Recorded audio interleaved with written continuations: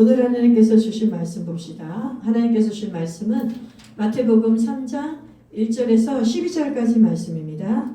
오늘 하나님께서 주신 말씀은 마태복음 3장 1절에서 12절까지 말씀입니다. 우리 한 절씩 교독하겠습니다. 제가 먼저 읽겠습니다. 그때에 세례 요한이 이르러 유대 광야에 전파하여 말하되 2절 시작. 회개하라 천국이 가까이 왔느니라 하였으니 그는 선지자 이사야를 통하여 말씀하신 자라. 일렀으되 광야에 치는 자의 소리가 있어 이르되 너희는 주의 길을 준비하라 그가 오실 길을 곧게 하라 하였느니라. 이 요한은 낙타털 옷을 입고 허리에 가죽띠를 띠고 음식은 메뚜기와 성청이었더라. 이때에 예루살렘과 온 유대와 요단강 사방에서 다 그에게 나와 자기들의 죄를 자복하고 요단강에서 그에게 세례를 받더니 요한이 많은 바리새인들과 사두개인들을 보고 이르되 독사의 자식들아 누가 너희를 가르쳐 임박한 진노를 피하라 하더냐. 그러므로 회개에 합당한 열매를 맺고 속으로 아브라함이 우리 조상이라고 생각하지 말라. 내가 너희에게 이르노니 하나님이 능히 이 돌들로도 아브라함의 자손이 되게 하시리라. 이미 도끼가 나무 뿌리에 놓였으니 좋은 열매를 맺지 아니하는 나무마다 찍혀 물에 던져주리라. 나는 너희로 회개하게 하기 위하여 물로 세례를 베풀거니와 내 뒤에 오시는 이는 나보다 능력이 많으시니 나는 그의 신을 들기도 감당하지 못하겠노라. 그는 성령과 불로 너희에게 세례를 베푸실 것이요 손에 티를 들고 자기의 타장마다 정하게 하사 알곡은 모아 곳간에 두리고 쭉정이는 꺼지지 않는 불에 태우시리라. 아멘. 오늘 하나님께 주신 말씀 제목을 보겠습니다. 같이 한번 읽어볼까요? 회개만이 천국의 문을 여는 열쇠입니다. 아멘. 오늘 마태복음 3장의 내용이 드디어 세례 요한이 등장하는 것을 보게 됩니다. 그래서 오늘 말씀의 주인공으로 등장하는 사람은 세례 요한입니다. 여러분 세례 요한은 누굽니까? 우리가 예수님의 탄생을 우리가 배울 때에 엘리사벳이라는 여자가 등장했습니다. 마리아의 친족 엘리사벳, 사가랴의 아내 엘리사벳. 누가복음 1장에 보면 이 세례 요한의 출생에 대해서 얘기가 나오거든요. 세례 요한도 예수님처럼 동정녀 마리아에게서 나시진 않았지만 인간의 남녀의 그 사랑의 열매로 세례 요한이 나왔지만 이 세례 요한도 성령의 능력이 엘리사벳을 덮어서 나온 아기입니다. 원래 엘리사벳은 나이가 많아서 아기를 낳지 못하는 걸로 알려진 여인이었어요. 그런데 어느 날 이 사가랴가 제사장이거든요. 이스라엘은 그 제사장들이 자신의 순번에 따라 자신의 순번이 오면 성소에 들어가서 분향을 하고 제사를 하나님께 봉헌을 드리며 그러한 시간을 갖게 돼요. 그래서 이 제사장 사가랴도 자신의 순번이 되어서 성소 안에 들어갑니다. 지성소 말고 성소에 들어가는 것입니다. 지성소는 그 휘장이 있는 지성소는 제사장급은 못 갑니다. 대제사장만이 1년에 한 번 모든 죄에 자신도 사함을 받고 핏부림을 받고 1년에 한 번 들어가는 게 지성소에 들어가는 대제사장의 임무고, 이제 사가랴 같은 일반 제사장들은 자신의 순번에 따라 성소에 들어가서 성소에 가면 진선병 떡도 있고 금촉대도 있고 분향단에 향을 올리면서 기도하러 예배하러 올라 들어가는 것이거든요. 근데 사가랴가 들어갔을 때 천사의 방문을 받습니다. 그러면서 사가랴에게 천사가 임해서 말해줘요. 너희 아내가 아이를 갖게 될 것이다. 그리고 이 아이가 얼마나 하나님의 특별한 선지자가 될 것인지에 대해서 예언을 해줘요. 그런데 이 사가랴가 이것을 믿지 못했습니다. 나와 나의 아내는 너무 늙어서 아이를 낳을 수가 없는 게 웬 말입니까? 그랬더니 그 천사가 이렇게 얘기했죠. 네가 이것을 믿지 않았기 때문에 이 아이가 태어날 때까지 너는 말을 하지 못하게 되리라. 그래서 사가랴가 잠깐 동안 말을 못하는 벙어리가 됩니다. 이 세례 요한이 태어나기 전까지. 그런데 그 천사가 이 아이의 이름을 요한이라고 지으라고 이미 다 계시를 해줬거든요. 그래서 이제 성령의 능력이 엘리사벳에게 임해서 이 세례 요한이 잉태된 것입니다. 근데 세례 요한이 잉태된 그 시점을 보니까 마리아가 성령으로 예수님을 잉태하기 6개월 전이에요. 그러니까 세례 요한과 예수님은 친척이죠. 어째 사촌 정도인지 오촌 정도인지 알 수 없으나 그런 친척간인데 세례요한이 6개월 형인 것이죠.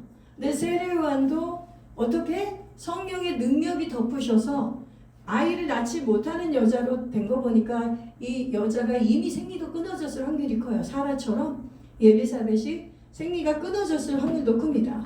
그러니까 누가 봐도 이것은 성령이 아니고는 잠깐만요. 죄송합니다. 네.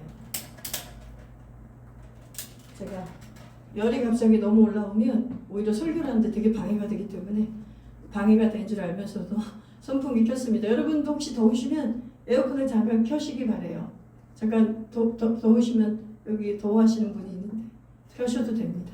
저만 더워서 괜찮습니다. 아니에요. 괜찮아요. 켜시면 지금 다들 긴팔 입어서 좀 펴서 좀 돌려도 괜찮을 것 같아요. 예, 지금 짧은 팔 입었으면 추운 사람이 있는데 긴팔 입어서 지금 밖은 쌀쌀해도 여기는 사람이 있어서 이렇게 또 공기가 또 따뜻하게 느껴질 수가 있어요. 그래서 세례요한은 예수님의 이렇게 6개월 많은 이런 친척 형으로 태어났습니다. 근데 세례요한도 여기 성령의 능력으로 태어났고 예수님은 말할 것도 없이 남자의 그 정자의 씨를 받은 것이 아니라 성령께서 마리아에게 임하셔서 그 거룩한 말씀의 씨앗이 우리 마리아의 그 자궁에 들어가고 새로운 창조를 일으켜서 예수님은 잉태가 되었거든요. 그런데 이 세례요한의 부르심이 특별합니다. 예수님보다 먼저 태어난 이유가 있어요. 왜냐하면 세례요한은 부르심 자체가 주의 오실 길을 예비하는 자로 부르심을 받은 자입니다. 주님의 오실 길을 예비한 자로 부르심을 받은 이 운명과 부르심이 있었어요. 여기 보면 오늘 마태복음 3장에 보니까 세례요한이 드디어 이제 이 세례요한도 공적인 사역을 시작하는 것이죠. 그동안 하나님 안에서 말씀과 기도 가운데 오랫동안 하나님께서 세례요한을 훈련시킨 다음에 하나님은 세례요한에게 유대 광야에 보내셔서 드디어 회개의 메시지를 선포하고 계십니다. 그래서 세례요한이 처음 이 사역을 하면서 외친 말이 뭐예요? 2절이죠. 2절 한번 띄워주시겠어요? 2절 말씀 시작 한번 읽어봅시다. 시작. 회개하라 천국이 가까이 왔느니라. 이 말씀을 시작하면서 세례요한이 주님이 오실 길을 예비합니다. 그러면서 마태이 기자가 세례요한의 정체성을 얘기해요. 이 세례요한을 소개하는 거죠. 그가 누구냐면 3절에 보니까 그는 선지자 이사야를 통하여 말씀하신 자라 일러스되 광야에 외치는 자의 소리가 있어 이르되 너희는 주의 길을 준비하라 그가 오실 길을 곧게 하라. 이 사역을 할 사람이 바로 세례요한이라는 거죠. 이사야 선지자가 이 세례요한이 와서 할 이야기를 700년 전에 이미 예언해 놓으셨어요. 여러분 말라기의 말씀에 말라기 4장 8절에 보면 말씀 PPT는 없는데 제가 읽어드리겠습니다. 말라기 4장 8절 구약 성경의 마지막 구절입니다. 구약 성경의 마지막 구절에 뭐가 나오냐면 이런 말씀이 있어요. 그가 아버지의 마음을 자녀에게로 돌이키게 하고 자녀들의 마음을 그들의 아버지에게로 돌이키게 하리라. 돌이키지 아니하면 두렵건대 내가 와서 저주로 그 땅을 칠까 하노라 하시니라. 이게 구약 성경 마지막 예언의 말씀인데 이게 바로 세례요한을 두고 예언하신 말씀이에요. 이 예언의 말씀이 맞춰지고 우리가 보통 이 성경에서 암흑기, 침묵기, 하나님의 침묵기라고 그래요. 암흑기가 아니라 하나님의 침묵기가 400년이 흐릅니다. 그리고 세례요한이 이 땅에 나타나고 예수님이 나타난 거예요. 성경은 기가 막히게 이 신약과 구약이 이렇게 연결되는 거예요. 구약의 마지막이 이제 하나님은 잠깐 400년 동안 침묵하시지만 그 침묵했다고 해서 하나님의 구원의 역사가 멈춰진 게 아니라는 거죠. 하나님이 침묵하고 있는 그 400년 동안에 하나님은 계속 이스라엘 백성에게 말씀하셨고 이 메시아가 오는 것을 받아들일 수 있는 이 백성들을 준비시키고 계셨어요. 그런 다음에 하나님이 세례요한을 보내주신 거죠. 세례요한은 뱃속에서부터 주님 오실 길을 준비하는 역할을 했습니다. 엘리사벳이 세례요한을 잉태하고 있을 때 마리아가 엘리사벳에게 오지 않습니까? 방문하지 않습니까? 하나님의 지시를 받아 마리아가 잠깐 엘리사벳의 동네에 갑니다. 그랬을 때 엘리사벳이 기뻐 뛰며 마리아를 맞이하죠. 내가 내 주의 얼굴을 보게 되었다. 내가 내 주의 어머니를 맞이하게 되었다. 그러면서 뱃속에 있는 마리아가 잉태한 것을 이미 엘리사벳은 계시로 알고 있어요. 그러면서 뭐라고 얘기하냐면 뱃속에 있는 자기 아기에 대해서 소개해요. 내 뱃속에 있는 아기가 지금 뛰고 있다. 내 뱃속에 있는 아기가 지금 하나님의 영으로 충만함을 받아서 내 주를 보기 때문에 내 영만 이렇게 기뻐 뛰는 게 아니라 내 태중에 있는 내 아이가 이 주를 보면서 기뻐 뛴다고 얘기했어요. 너무 놀랍지 않습니까? 지금 6개월, 예수님보다 6개월 더 먼저 잉태된 세례요한이 아직 아기로 태어나지도 않은 뱃속에 있는 그 태아의 상태인데, 그 태아의 상태인데 뭐죠? 그 태아에게 이미 영이 임해 있는 거예요. 그러니까 여러분, 사람들이 생물학적으로 또 진화론적으로 보는 사람들은 영혼이 있다고 믿는 사람들도 애기에겐 영혼이 없다고 얘기해요. 아기에겐 영혼이 없으니까 아기는 그냥 동물이나 똑같다. 그냥 육체일 뿐이다. 그렇기 때문에 아무런 가책이 없이 그 많은 낙태를 하며 유아를 살해하고 있는 것입니다. 여러분, 바로만 유아를 살해한 게 아니라, 헤롯 대왕만 유아를 살해한 게 아니라 지금 수많은 이 세계에서, 우리나라도 낙태가 어마어마하거든요. 이 낙태가 자행되고 있는데 다 마귀가 어떤 것을 집어넣어서 그런 줄 알아요? 아기는 영혼이 아니라는 거죠. 아기는 아직 인격으로 만들어진 존재가 아니라고 사람들을 세뇌시켰어요. 누가? 마귀가. 세상의 가치관과 세상의 관점으로 그렇게 사람들의 뇌를 바꿔놔 버렸어요. 그러니까 사람들이 양심이 있기 때문에, 하나님이 주신 양심이 있기 때문에 예수님을 믿지 않는 사람들도 어떡하죠? 자기가 생명을 잉태하면 지금 아기를 낳을 수 없는 상황이어도 어떤 마음이냐면 이 아이를 낙태하는 것에 대해서 죄책감을 느끼게 돼 있어요. 당연하죠. 왜냐하면 이 아이는 생명이고 이미 이 아이는 영을 가진 존재인데 하나님이 그 양심에, 일말의 양심을 우리에게 심어놓은 거예요.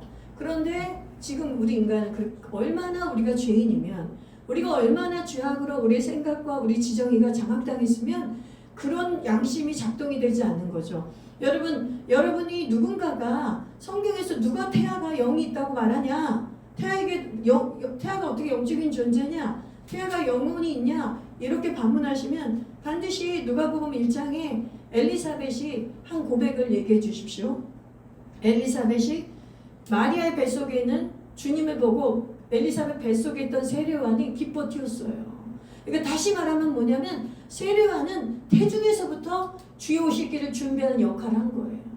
주님을 알아본 거예요. 주의 오실 길을 예배하고 있는 거죠. 그런데 그 하나님께서 세례요한을 빈들로 보내셨다고 그랬어요. 특별하게 이 주님이 오시는 길을 준비하기 위해서 세례요한은 굉장히 다른 특별한 하나님의 보호하심과 은혜의 그 보호막 안에서 빈들에서 양육을 받았습니다. 그래서 좀 모양새도 특이하지 않습니까? 세례요한의 입은 옷을 보세요. 세례요한은 일반 사람들처럼 린넨, 면이나 이런 천으로 옷을 입지 않고 낙타 털옷으로 옷을 해입었고, 그 다음에 그 세례요한이 먹었던 음식은 메뚜기와 석청이었다고. 석청은 뭐냐면 야생 꿀을 말하는 거거든요. 메뚜기와 석청. 그러니까 뭐냐면 세례요한은 완전 자연인으로 산 거예요. 그러니까 요즘 말로 따지면 문명의 이기를 누리지 않은 거예요. 예루살렘이나 유대 그 한복판에 어떤 문명의 교육이나 그런 율법의 교육, 그런 그 하나님의 말씀과 율법을 완전히 무장이 됐죠. 그러나 하나님은 세례요한을 숨겨서 빈들에서, 그 고독한 곳에서, 광야에서, 유대 광야는 여러분 한번 다큐멘터리 같은 거 보세요. EBS에 이스라엘의 그 유대 광야를 소개하는 다큐가 많거든요. 정말 아무것도 없어요. 정말 아무것도 없습니다. 그냥 진짜 황무지예요. 그러니까 그렇다고 우리가 생각하는 그런 모래사막이 아니라 그냥 바위가 많고 그냥 메마른 땅이에요. 간조한 땅, 건조한 땅, 식물이 살 수 없는 땅, 물이 없는 땅. 가끔 광야에 오아시스는 있지만 대부분은 그냥 광야예요. 그러니까 세례요한이 그런 광야에서 산 거예요.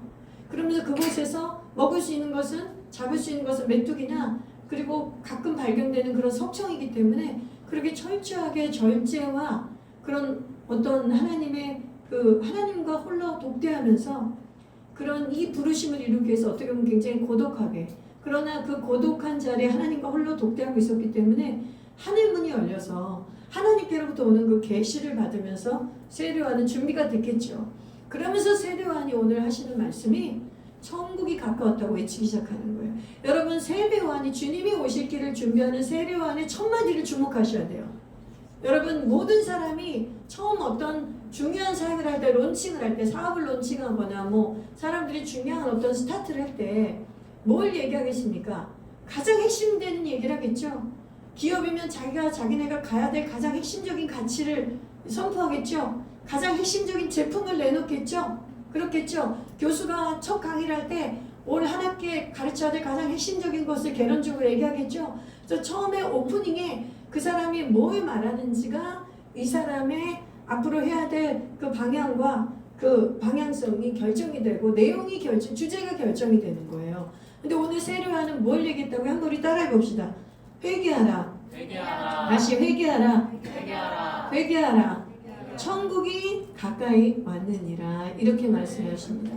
세례요한은 왜 이 얘기를 먼저 선포했을까요? 이 얘기를 선포하며 사역을 하면서 세례요한은 요단강에서 이제 회개 세례를 베풀기 시작해요. 물 세례를 베풀기 시작하죠. 이 말씀을 하면서 회개 세례를 베푸는데 여러분 왜 세례요한의 첫 문장이 이거였을까요? 예수님이 곧 오시기 때문이에요. 이제 세례요한이 오실 길을 준비하고 예수님이 이제 곧 나타나셔서 예수님의 공생의 사역이 이제 시작이 돼요. 여러분 천국이 가까운 건 뭐냐면 이제 천국으로 이끄시는 그 예수님께서 천국에서 오신 예수님께서 천국에서 이 땅으로 성육신하신 그 예수님께서 이 땅에 계시라는 거예요. 그리고 이제 이스라엘 백성 너희들에게 구원자로 나타나실 거라는 거예요. 그러니까 천국의 왕이셨던 그분이 이 땅에 구원자가 되기 위해서 오셨기 때문에 예수님을 맞이하게 하려고 이 말을 하는 거예요. 천국이 가까이 있다. 너희 앞에 천국이 있다. 천국이 가까이 왔는데 너희가 회개해야 된다. 너희들이 예수님을 영접하기 위해서 이 하늘문이 열리기 위해서 하나님의 나라에 가기 위해서 너희들이 제일 먼저 해야 될 것은 회개라고 지금 세례요한이 말씀해주고 선포하고 있는 것입니다.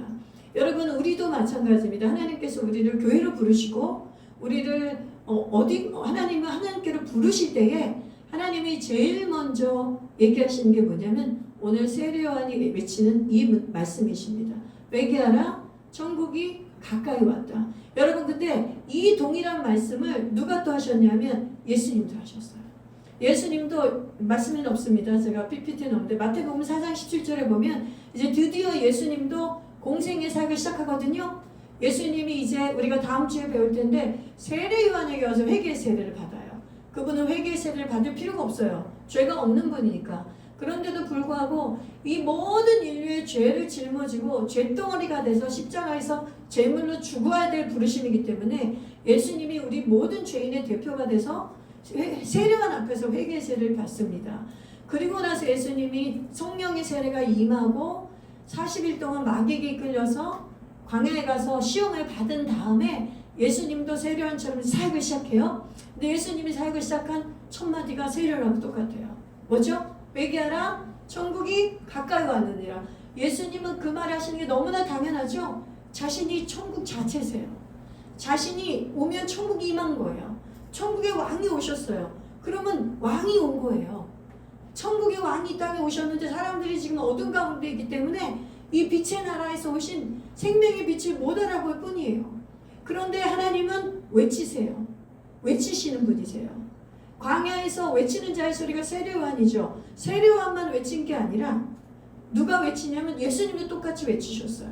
여러분 이 세례요한이 이사야 40장 3절 이후에 무슨 말씀이냐면 40장 8절에 그 유명한 말씀이 있어요. 무엇이라 외치리까?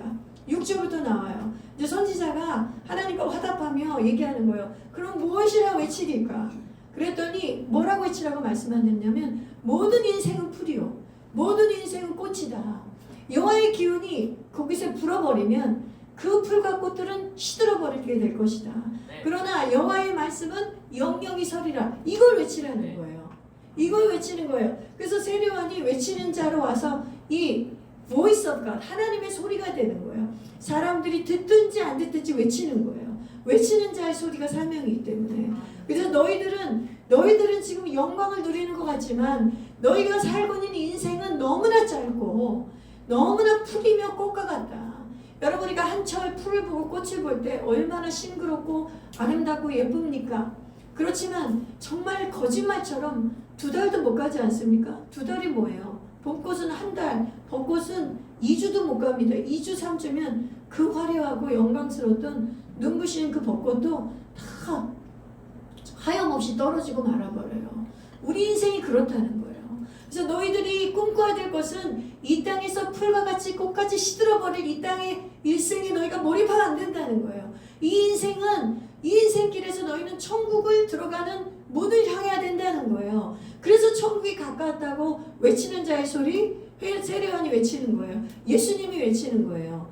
예수님이 알려주신 거예요. 너희가 갈 곳은 이 땅이 아니라, 너희가 영원히 머물 곳은 이 땅이 아니라, 이 땅은 풀과 꽃과 같이 살다가 거류민이며 나그네처럼 살다가 너희가 갈 곳은 내가 너희를 데리고 가려고 왔던, 내가 너희를 인도하려고 왔던 그 천국으로, 그 진짜 고향으로, 그 본향으로 너희를 인도해 주려고 왔다고 지금 하나님이 선포하시는 거예요.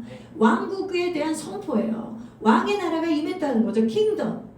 왕의 나라가 임했다는 거예요. 여러분, 이것은 기가 막힌 복된 소식이죠. 여러분, 기가 막힌 복된 소식이죠. 어떻게 왕이 직접 와서 내가 나의 나라를 너를 이끌겠다, 이런 초청을 할 수 있겠습니까? 이게 바로 그 초청이에요. 그래서 세례요한은 이 말라기의 약속 마지막 말씀처럼 아버지를 떠난 자녀들의 마음을 누구에게로 지금 돌리려고 해요? 하나님께로 돌리려고 하는 거예요. 아버지의 품을 떠났던 아버지의 마음을, 아니 그들의 마음을, 자녀들의 마음을 아버지께로 돌리고, 그것만 돌리는 게 아니에요. 중재자기 때문에 아버지의 마음을 누구에게로 오게 해요? 자녀들에게로 오게 해요. 세례요한이 그 지금 사역을 하는데, 그 사역이 주님이 오시는 길을 예비하는 건데, 바로 주님이 본격적인 그 사역을 하는 거예요. 세례요한은 그 사역을 한 게 뭐냐면 주의 오실 길을 예비함으로 그 사역을 하는 거고, 우리 주님께서는 세례요한이 닦아놓은 길을 통해서 오셔서 진짜 복음 자체가 되셔서, 예수 그리스도가 복음 그 자체가 되셔서, 기쁜 소식이 되셔서 아버지께로, 자신을 십자가에서 죽음을 통해 아버지께로 자녀들을 데려가시고, 그렇죠? 자녀들의 그 회개하지 않은 강팍한 마음을 회개하게 하고 예수님께서 하나님께로 데려가게 하는 것이 우리 주님의 사역입니다. 아멘. 여러분, 그래서 이 회개가 그렇게 중요한 거예요. 여러분, 예수님을 전할 때 우리가 보통 예수 믿으면 복 받습니다. 교회 오세요. 예수 믿으면 문제가 해결됩니다.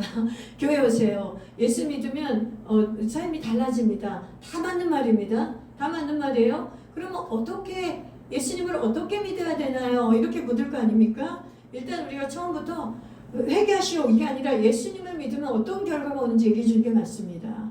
그래서 사역이 처음에 보면 이렇게 얘기 나왔지 않습니까? 하나님은 당신을 향해서, 당신을 위해서 큰 계획을, 위대한 계획을 갖고 계십니다. 이렇게 말씀하지 않습니까? 그게 뭐냐면 영생에 대한, 구원에 대한 계획, 우리를 구원하시고 영생을 얻게 하셔서 저 천국에 가게 하시는 그 은혜의 말씀을 먼저 얘기해요. 그런 다음에 사역에 나오는 두 번째 그 단계가 뭐냐면, 그러나 우리가 죄로 인해서 그 영화로운 나라 천국에 가고 싶지만, 하나님의 나라에 가서 하나님과 함께 살고 싶지만, 우리는 이 죄가 있어서 하나님께 가지 못하는 신세가 되었습니다. 그런데 예수님이 오셔서 십자가에서 죽으시고 우리의 죄를 다 담당해 주심으로 그것을 믿기만 하면 여러분이 하나님의 자녀가 됩니다. 이렇게 복음을 제시합니다. 예, 올바른 제시라고 믿어요. 근데 성경에서 이제 가르치는 제시가 뭐냐면, 예수님을 우리는 믿고 이제 십자가를 믿으라고 얘기하는데, 그 전에 뭘 얘기해 줘야 되냐면 회개에 대해서 얘기해 줘야 됩니다. 그러니까 예수님을 믿는 사건이 회개라는 것을 알려줘야 돼요. 여러분은 회개를 하지 않으면 예수님을 믿는 것은 불가능해요. 회개는 뭐냐면, 아, 내가 죄인이었구나, 내가 하나님을 떠난 자였구나, 내가 하나님과 분리된 자였구나, 나는 원래 하나님과 하나로 살려고 에카드로, 한 몸으로 부름받았는데, 내가 이 아담의 죄와 하와의 저주의 죄가 나에게도 그대로 있어서 내가 하나님을 찾지 않았구나, 내가 죄인인 것을 자각하고 인식하고 회개하고 하나님을 믿기로 결단한 회개예요. 죄인이라는 자각이 안 들어가면 여러분 하나님을 만날 수가 없습니다. 죄인이라는 자각이 없이 교회를 다니면 그냥 종교인이에요. 그냥 교회에 나를 인도한 사람이 좋아서 교회 오는 거예요. 그 다음에 교회에서 예를 들어서 교회에 오면 사람들도 선하고, 세상 사람보다 다 교회 사람들도 악인이 많긴 한데요. 그래도 이렇게 객관적으로 보기 그래도 더 선량하고 사람들이 더 좋아 보이고 나쁠 게 없어 보이는 거예요. 교회에 나와서 나에게 나쁠 게 없어 보이는 거예요. 여러분, 그런 수준으로 다니면 그거는 아직 구원받은 자가 아니에요. 오늘 성경은 뭐라고 정확하게 성경대로 해야 됩니다. 성경대로 해야 돼요. 뭐라고 얘기하냐면 회개하라. 그게 뭐냐면 여러분, 도덕적인 회개, 회개, 잘못된 회개 이것부터 하는 게 아니라 본질적인 존재론적인 회개를 해야 돼요. 뭐냐면 이거예요. 내가 하나님 없이 살 수 있었다고 믿었던 거, 내가 하나님 없이 살 수 있는 존재라고 생각했던 거, 내가 하나님의 능력을 따라 하나님이 생명을 주셔야 살고, 하나님이 지혜를 주셔야 살고, 하나님이 능력을 주셔야 돈도 벌고, 하나님이 건강을 주셔야 삶을 영위할 수 있고, 이거를 깨닫지 못하고 내가 죄인이어가지고 몰라서 내가 주인 돼서 살았던 것을 회개하면 됩니다. 아멘? 그게 가장 본질적인 회개예요. 내가 옛날에 누구 팼고 사기쳤고, 내가 정말 여러 여자 울렸고, 내가 참 방탕하게 살았고, 지금도 참으로 음란하며, 그리고 도덕적으로 타락했고, 여러 가지 나는 참 내가 봐도 나 같은 놈은 하나님이 불러주실 것 같지 않으며 각종 중독에 빠져 있으나 아직 나오지 못하고 있고, 하나님이 이런 거를 회개한, 물론 그런 것도 회개가 터지면 막 회개가 쏟아져 나옵니다. 그런데 존재론적인 회개가 뭐냐면 하나님이 계셨구나, 그걸 아는 거예요. 그냥 아시겠어요? 하나님이 계셨구나, 하나님이 계셨고 하나님이 나의 아버지가 되시구나, 하나님이 나를 만나길 원하시는구나, 이걸 깨닫는 거예요. 그러면 그걸 깨달으면 이제 내 누추한 모습이 보여요. 누가 얘기 안 해줘도 이거 나 준비가 안 됐는데, 나 이거 더러운데, 더러워진 난 예복을 안 입고 있는데 벌거벗은 느낌이 든단 말이에요. 하나님이 인식이 되면 자기 자신이 인식이 돼요. 내가 죄인이구나.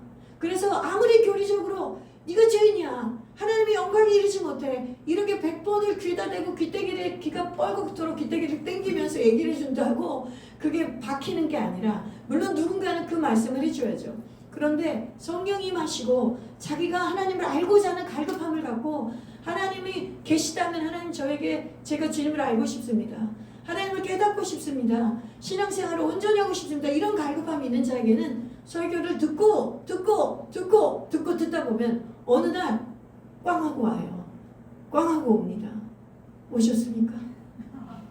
오셨어요? 기령제님 오신 줄 믿습니다. 그렇지 않으면 어떻게 기령제님이 하나님을 지금 믿고 다시 하나님을 따르기로 결단하지 않았다면, 자신이 죄인임을 인정하고 결단하지 않았다면 어떻게 저렇게 예배자를 거듭날 수 있겠어요? 그리고 어떻게 이스라엘과 북한을 위해 기도하겠어요? 그거 너무 센 기도거든요. 이스라엘 물론 잠깐 나가 계시지만 괜찮습니다. 나가 계셔도 괜찮아요. 북한 기도, 이스라엘 기도할 때 어떨 때는 나가셔도 괜찮습니다. 우리 형제님이 존재만으로 그 기도를 지키는 것 자체가 어마어마한 일입니다. 그거는 성령님이 저분을 지정의를 장악해주고 몸을 장악해주지 않으면 불가능한 일이에요. 그 아리따운 신부 때문에만 할 수 있는 일은 아닙니다. 절대 아니에요. 그렇죠? 맞아요. 아멘이에요. 왜 이쪽이 아멘을 하고 이쪽이 아멘을 하세요? 잘하셨어요. 아멘 맞습니다. 왜냐면 아멘이에요. 그거는 본인이 맞아. 저분도 아멘 하셨어요. 본인이 완전히 많이 깨닫지 못하고 있어 상관없어요. 그걸 이미 하고 있어. 그걸 이미 행하고 있어. 그걸 이미 순종하고 있어. 그건 이미 성령이 저 사람을 장악하고 있다는 거예요. 여러분, 이게 하나님이 예배를 매번 오시는 사람들에게 축복이에요. 임합니다. 임하십니다. 아멘. 아멘 하세요. 아멘 하세요. 임하십니다. 절대 억지로 안 하셔도 돼. 억지로 할 필요 없어요. 눈 가리고 앙으로 내 사랑하는 사람들한테 잘 보이려고 나는 죄인이라고 전혀 인정이 안 되는데, 나 죄인 맞아. 나 죄인이야. 나 죄인이야. 나 예수 믿어. 이렇게 안 하셔도 됩니다. 우리 하나님은요, 그렇게 무지막지한 하나님이 아니에요. 인격적인 하나님이에요. 네. 아멘. 인격적으로 알려주고 싶어요. 내 아들들에게, 내 딸들에게. 나의 사랑하는 아들아, 내 딸아, 나는 이런 자야. 난 이런 존재야. 너가 나를 몰랐기 때문에 나에 대해서 오해가 많았어. 여러분, 사람이 어디에서 오해가 오는지 아닙니까? 무지에서 오해가 와요. 책 한 권 읽은 사람이 제일 무서운 거 아시죠? 여러분, 세상에서 책을 수만 권, 수천 권, 수백 권 읽은 사람은 함부로 어떤 책 하나를 읽고 이렇게 용단을 한꺼번에 내리지 않아요. 이 책에선 이런 얘기를 하고 저 책은 완전히 반대된 얘기를 하면 상반된 책을 읽고 통합하면서 통합적인 사고를 갖고 자기만의 가치관과 가치 체계를 만들어갈 수 있거든요. 그래서 지적인 지성의 폐활량이나 지성의 확장성이 커요. 책을 많이 읽으면. 근데 책을 딱 한 권 읽은 사람은, 근데 그거에 꽂혔어. 예를 들면 그게 성경이면 얼마나 좋겠습니까마는. 그게 만약에 책 한 권에 꽂혀서 그 한 권이 성경이면 그 사람은 대박 난 겁니다. 근데 그게 아니라 책 한 권이 그냥 자기가 좋아하는 책 한 권. 그게 다인 줄 알고 그것만 주장하고 그것만 외치면 그것처럼 오해를 많이 만드는 소지가 많은지 얼마나 많은지 몰라요. 그래서 무지에서 오해가 나오는 거예요. 그래서 우리가 하나님에 대해서도 마찬가지예요. 하나님에 대해서 인격적인 하나님 만날 때 하나님에 대해서 몰라요. 내가 지금 막 아는 게 별로 없어요. 성경도 모르고 설교도 들어본 적도 없고 하나님하고 친해지려고 마음을 가져본 적도 없어요. 그러니까 하나님을 모르는 게 너무나 당연하죠. 그리고 하나님이 내가 더듬더듬해가지고 장님이 코끼리를 더듬듯이 그래 하나님은 이런 분인가 보다 이럴 수 있죠. 괜찮습니다. 중요한 건 뭐냐면 이제 이렇게 예배를 통해서 설교가 매주마다 선포될 때 여러분이 정말 그 양파껍질 하나씩 벗겨지듯이 벗겨져요. 눈이 열려요. 귀가 열려요. 그러면서 회개하라. 천국이 가까워 있느니라. 이 놀라운 복음의 소식이 우리 심장 안으로 쑥 들어와 버려요. 아, 내가 본질적으로 죄인이구나. 내가 하나님 없이 살아보겠다고 했던 이게 죄인이었다는 뜻이구나. 그리고 그것이 깨달아지면 이제 우리가 아까 말한 죄의 목록들 나열되는 건 우리의 양심이 다 알려줘요. 그래, 이거는 회개해야 되겠다. 이거는 내가 토해내야 되겠다. 이거를 내가 하나님 앞에 토해내지 않으면 내가 힘들어서 못 살겠다. 이렇게 해서 토해내게 됩니다. 아멘이시죠? 그러니까 세례요한이 지금 요한의 회개 세례를 받으려고 요단강에 온 사람들한테 외치는 게 바로 이거예요. 너희들이 나한테 왔구나. 심지어 사두개인과 바리새인들까지 왔어요. 근데 사두개인과 바리새인들한테는 독사의 새끼라고 막 저주를 퍼부어대는 거예요. 너희가 진노를 피하려고 왔는데 너희의 마음에 본질적으로 존재론적으로 해결을 안 하고 있다는 거죠. 왜냐하면 오히려 세리나 창기나 죄인들은 요한이 이런 죄에 대해서 지적하고 회개를 선포하면 회개하고 물의 세례를 받는데 요단강에 와서 이 사두개인과 바리새인들의 심령이 요한은 영안이 열렸기 때문에 다 보이는 거예요. 이들이 겉으로 와서 이렇게 구경하고 관찰하지만 이들의 마음에는 정말 애통하면서 그 요단강 물속에 잠기는 것처럼 내 죄가 다 사라지고 없어지는 것을 하나님 앞에 간구하고 회개하는 심령이 이들에게 없었던 거죠. 그러면서 뭐라고 얘기하냐면 독사의 새끼들아, 여전히 너희들은 하나님께 속해 있지 않다는 거죠. 독사의 새끼는 뭐냐? 마귀에게 속해 있다는 거죠. 그래서 너희가 속으로 아브라함의 자손이라고 하는구나? 의가 가득한 거죠. 우린 이미 구원받았고 아브라함의 자손, 믿음의 조상 아브라함의 자손이니까 우리는 회개 세례 현장에 와 있어도 회개할 게 없는 거예요. 왜냐하면 자기가 존재론적으로 무결한데 자신의 존재가 지금 완전한데 의로운데 어떻게 회개할 수가 있겠어요. 그런데 세례요한은 굉장히 무서운 얘기를 합니다. 도끼가 나무 뿌리에 지금 놓여있다. 그래서 이 도끼는 왜 나무 뿌리에 놓여있을까요? 찍으라고. 나무를 쓰러뜨리기 위해서 지금은 톱으로 켜지만 예전엔 다 도끼를 찍어서 나무를 베지 않았습니까? 도끼가 지금 나무 뿌리에 놓이는 것 같다. 너희들에게 회개의 임박성이 이렇게 중요하다는 거예요. 너희가 지금 회개하지 않고 회개 열매를 맺지 않으면 이 도끼날이 이 나무를 베어버리듯이 너희가 베어지는 때가 온다는 거예요. 여러분, 우리의 인생이 풀과 같고 꽃과 같다고 했죠? 아무도 내일을 장담하지 못하는 거예요. 아무도 내일을 장담하지 못해요. 우리가 멀쩡하게 오늘 이렇게 만나서 식사하고 교제하고 헤어졌어도 내일 우리 인생에 어떤 일이 벌어질지 우리는 아무도 장담하지 못해요. 그래서 하나님이 우리 인생 가운데 기회를 주셨을 때 너희가 이 회개에 합당한 열매를 맺으라고 지금 세례요한이 부탁하는 거예요. 백성들에게 외치는 거예요. 외치는 자의 소리가 돼서. 여러분, 이 소리는, 이 심판에 대한 메시지는 정말 심판한다는 뜻일까요? 아니에요. 제가 늘 얘기하죠. 하나님이 심판의 메시지를 줄 때는 심판을 피하게 하려고 주시는 거예요. 여러분, 정말 만약에 어떤 독재자가 저 사람을 쥐도새도 모르게 죽여버리려고 그래요? 쥐도새도 모르게 저 사람을 숙청하거나 그 사람을 없애려고 하면 뭐하러 심판을 경고합니까? 너 계속 이러면 죽여버릴 거야? 이런 얘기 안 하죠. 실제로 자신의 신복을 시켜서 자객을 시켜서 그냥 죽여버리는 거죠. 진짜 악한 독재자들은. 그런 식으로 이슬처럼 바람과 함께 그냥 사라지게 만들어버리는 거죠. 그게 진짜 독재자예요. 근데 사람들이 하나님에 대한 너무나 큰 오해가 있죠. 성경에 보면 죄를 회개하고 하나님께로 돌아오지 않으면, 예수 믿지 않으면 심판받는다, 이 얘기를 하면 사람들은 하나님을 잘못된 그런 독재자의 형상으로 생각을 하고 하나님에 대한 반감을 갖고 오해를 가져요. 그게 아니에요. 구원의 하나님, 긍휼을 베풀기를 원하시는 하나님, 너희들이 회개하지 않으면 이 심판에, 이 불의 심판에, 이 지옥의 심판에 다 빠질 걸 알기 때문에 하나님이 미리 경고하시면서 구원의 기회를 주시는 거예요. 그래서 여러분이 심판의 메시지를 들을 때는 누구나 심판의 메시지는 듣기 좋지 않습니다. 누가 심판의 메시지가 듣기 좋아요. 그러나 그 심판의 메시지는 경종의 소리예요. 다급하게 종을 치는 소리. 그 소리를 듣고 길을 옮기라고, 유턴하라고, 그 길로 계속 가다가는 막다른 길이요 절벽이니까 그 죄의 길을 계속 가다가 절벽에 떨어져서 결국은 지옥에 나가게 떨어지는 그런 신세가 되지 말고 막 다급하게 외치는 경종의 소리예요. 종소리, 경고의 나팔 소리예요. 그러니 그 경고의 나팔 소리가 심판의 메시지로 강력하게 임하는 거예요. 왜냐하면 여러분 뭔가를 경고할 때 충격을 줘야 되죠. 그래야 안 그래요? 여러분 우리 지금은 안 하지만 옛날에 민방위 훈련 받을 때 우리가 북한에서 뭐 미사일을 발사하거나 요즘은 안 하지만 이게 옛날에는 방공훈련을 했어요. 그러면 진짜 귀가 찢어질 만큼 어떻게 하죠? 사이렌 소리가 우리 다 그런 세대죠. 우리 젊은 세대 말고 다 그런 세대죠. 공감돼서 좋습니다. 모르시는 분들 여기 몇 명 있어요. 사이렌이 뭔지 몰라. 그러니까 예를 들어 앰뷸런스 소리보다 더 시끄러워요.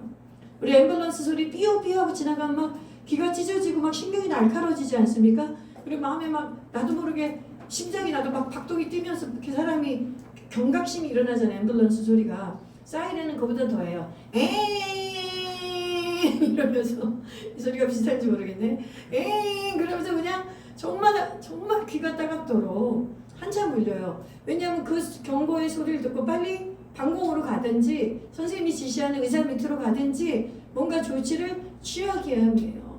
여러분 심판의 이 경고의 메시지가 바로 그런 것 같습니다. 이 인생들이 노아의 때와 같아서 물론 심판이 홍수가 전 지구적으로 홍수의 심판이 와도 아무리 외쳐도 안 듣는 거예요. 그냥 완전히 죄악에 빠져서 그냥 사람이 그냥 완전히 주님을 망각한 채 하나님을 망각한 채 아무리 하나님의 존재를 외쳐도 그 외치는 소리 못 들고 다 심판에 빠져버렸잖아요. 물의 심판에. 지금도 마찬가지입니다.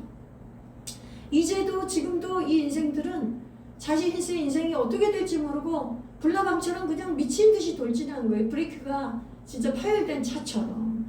그러니까 하나님이 이런 인생들을 멈추게 하려면 어떻게 해야 되겠습니까? 사이렌 소리 같은 걸 해야 되지 않겠습니까? 경고의 나팔을 울려야 되지 않아요? 그래서 충격요법을 써서 멈추게 하는 거예요. 너 이대로 가면 죽어. 이대로 가면 죽어. 지금은 살아있는 듯 하나 죽는 길이야. 이걸 알려주는 겁니다. 그러면서 오늘 세례 요한이 이렇게 얘기하지 않습니까? 예수님을 소개하잖아요. 나는 외치는 자의 소리로 주의 길을 예배할 줄 알았기 때문에 내 뒤에 오시는 예수님은 너무나 능력이 많으셔서 그분은 나와 비교할 수 없는 분이셔서 내가 그분의 신발끈을 매거나 들을 그런 존재도 되지 못한다. 나는 너희에게 이 회개의 세례를 증표로 물로 세례를 주지만 그분은 불과 성령으로 세례를 주게 될 것이다. 아멘. 불과 성령으로 세례를 줘서 타작마당에서 알곡은 곳간에 두리고 축종이는 태워버리게 하는 그러한 주님이시라는 거예요. 여기서 바로 알곡과 축종이가 예수 믿고 구원받으면 천국으로 가는 거고 축종이면 그 불 속에 타지는 지옥으로 심판받고 떨어지는 걸 의미하는 거예요. 예수님이 그러한 키를 갖고 계신 분이라는 거죠. 그분이 와서 불과 성령으로 세례를 주게 될 것이다. 그러니 내가 소개하는 그 예수님을 너희들은 좇아야 된다. 내가 소개하는 그 예수님을 따라야 된다. 그 예수님을 따르기 위해서는 그 천국의 왕이 오신 그 예수님께 너희의 마음을 열고 주님께 나가기 위해서는 회개해야 된다. 내가 하나님 없이 살았습니다. 하나님 없이 내가 주인 돼서 살았습니다. 그래서 이제 내가 주인 삼은 모든 것 내려놓고 같이 볼까요? 내 주 대신 주 앞에 나가 내가 사랑했던 모든 것 내려놓고 주님만 사랑해 이걸 하라는 거죠. 우리가 이게 G코드이기 때문에 정말 많이 불렀습니다. 우리가 7월부터 우리가 내가 주인 삼은 모든 것 내려놓고 얼마나 많이 불렀습니까? 그죠? 이 찬양이 진짜 나는 죄인님이다의 고백의 핵심이에요. 이거라는 거예요. 회개가 이거예요. 눈물 콧물 흘리고 모든 걸 알라리 다 아는 것만이 회개가 아니라 그냥 딱 이 결단이 쓰는 거예요. 아, 내가 하나님 말고 나를 주인 삼았구나. 그리고 내가 좋아하는 것들을 우상으로 주인 삼았구나. 내가 좋아하는 것들을 추구했구나. 내가 좋아하는 것들만 쫓아갔구나. 그게 내 삶의 주인이 돼버린 거예요. 만약에 돈이 좋아서 돈만 추구했으면 돈이 주인이 돼버리는 거죠. 나를 장악하는 게 주인 아닙니까? 내가 권력을 사모해서 권력과 명예를 추구했다면 그 권력과 명예가 내 주인이 돼버린 거죠. 내가 이성 없이는 하루도 못 살아. 그래서 이성만을 추구해서 평생 살았다면 이성이 나의 삶의 주인이 돼버린 거죠. 자기 자신도 아직 주인이 아닌 거예요. 자기가 탐심에 따라 만들었던 그 우상을 쫓아가면서 그 우상들이 자기를 주인 삼아 다스리고 있는 거죠. 그래서 하나님 앞에 그 고백을 하는 거예요. 하나님, 이제 내 삶의 진짜 주인은 하나님이십니다. 아멘. 내 삶의 진짜 주인은 나를 위해 죽으신 예수 그리스도이십니다. 이 주권을 그분께 이양하는 거, 이 주인된 권리를 그분께 다시 돌려드리는 게 회개예요. 아시겠어요? 그래서 회개에 대해서 다시 정립을 꼭 하시길 바라요. 그래서 여러분이 나는 회개하지 못했다. 그게 아니에요. 여러분이 그 주권만 하나님께 드리고 지금 예배자로 나오신다면 이미 하나님 앞에 지금 회개한 거예요. 천국의 문이 지금 가까운 거예요.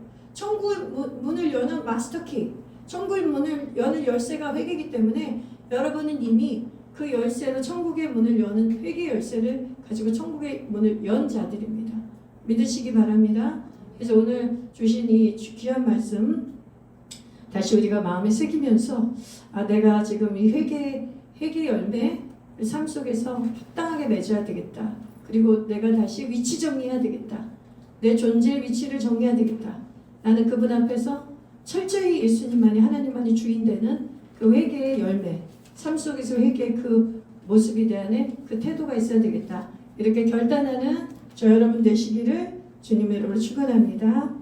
아멘.